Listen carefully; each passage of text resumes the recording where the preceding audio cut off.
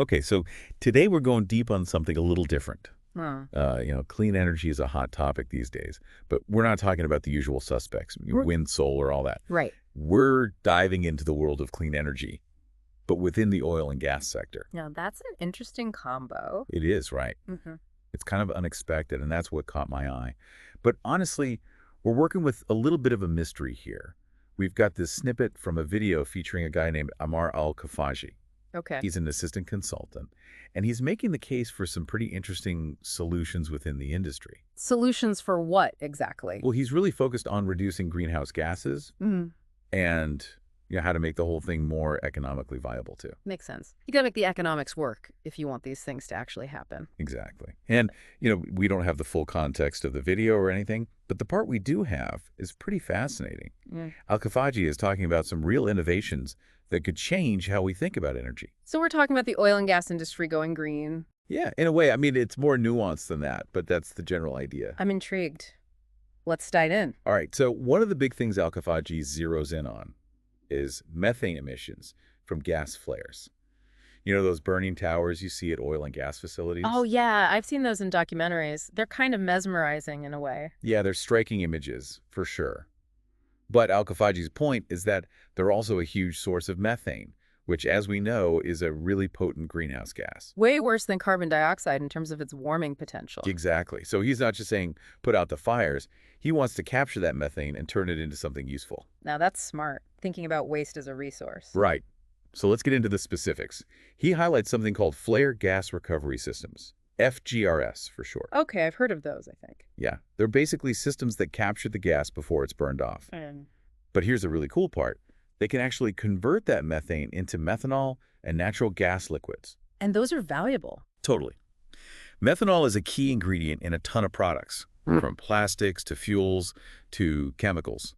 And natural gas liquids have their own industrial uses. So it's not just good for the environment, it's potentially profitable too. Exactly. Yeah. But of course, the question is, how scalable are these systems? Can they really make a dent in emissions on a global scale? That's always the challenge with new tech, right? Going from a cool idea to something that can actually move the needle. Absolutely.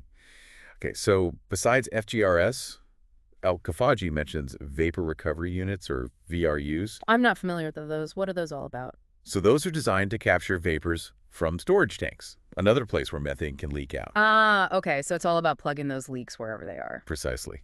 Now, there's one more piece of tech that he mentions that really caught my attention. It's called, and I'm not making this up, power generator TM with a TM and everything. Power generator TM, that's a name. I know, right? Not very descriptive. But apparently this thing can convert flare gas directly into electricity with a 90% emissions reduction. 90%. Ha!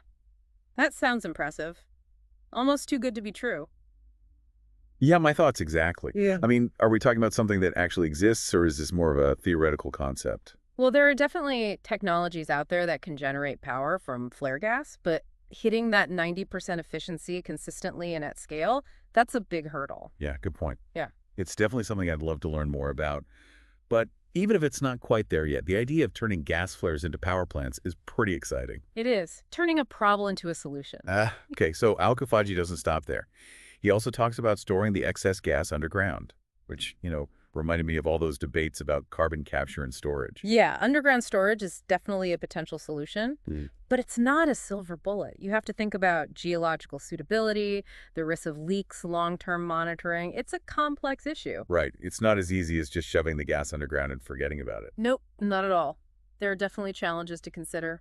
Okay, so another thing Al-Khafaji mentions is converting the methane into methanol.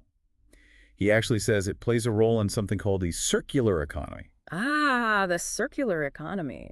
That's a big idea these days. Essentially, it's about eliminating waste and keeping resources in use for as long as possible. So how does methanol fit into that? Well, it can be used as a feedstock for all sorts of industries, chemicals, plastics, even fuels. So instead of constantly extracting new fossil fuels, you're reusing and recycling the carbon that's already in circulation. Okay, so it's like closing the loop on resource use. That makes sense. Exactly. It's a more sustainable way of doing things. And of course, we can't forget about leak detection and repair programs, LDIRs. They may not be as flashy as some of these other technologies, but they're super important. Absolutely. You got to make sure the gas isn't leaking out in the first place. Mm. It's all about efficiency and reducing those fugitive emissions. Right. So I think the big question on everyone's mind is, What's the financial incentive here? Because all this sounds great, but it can't just be good for the environment. It has to make economic sense, too. That's where it gets interesting. Al-Khafaji's argument is that these clean energy investments aren't just good for the planet, they're good for business. Okay, I like the sound of that. But how? Well, one thing he points to is carbon credits. So companies can essentially get paid for reducing their emissions. Oh, right. I've heard about that. So that makes clean energy investments more financially attractive. Exactly. And, it aligns their business goals with sustainability goals. He even claims that there's a 2 to 3 year return on investment for some of these technologies. That's a bold claim. While some projects might see a quick ROI, it's not a guarantee. It really depends on the specific technology, the scale of the project, the regulatory environment. All sorts of factors can come into play. Right. It's never as simple as it sounds on paper. Nope. But even so, there's a definite trend in the oil and gas industry. You're seeing more and more companies recognizing the potential of clean energy investments, both for their bottom line and for their long-term sustainability. It's definitely a shift from the traditional image of the industry. It is. It challenges that whole narrative of oil and gas being the bad guys. Okay, so I think the takeaway here is that even industries that are often associated with pollution are starting to explore cleaner, more sustainable solutions. Yeah, they're realizing that they can be part of the solution, not just the problem. And, Al-Khafaji ends his video with a pretty clear call to action. He's inviting collaboration and investment in these innovative technologies. It's a compelling call. It makes you wonder, what if these technologies really do take off? Could we see a major transformation in the energy landscape? It's a big question, right? I mean, could oil and gas companies become major players in the clean energy transition? It's not outside the realm of possibility. It's something to think about for sure. Yeah, a lot to ponder. So, listeners, we encourage you to dig deeper into these technologies. There's a lot of innovation happening in the energy world. And who knows, maybe you'll uncover the next big breakthrough. That's what's so exciting about this field. There's always something new on the horizon. Well, on that note, we'll wrap up today's deep dive. Keep those brains buzzing, and we'll catch you next time. See ya!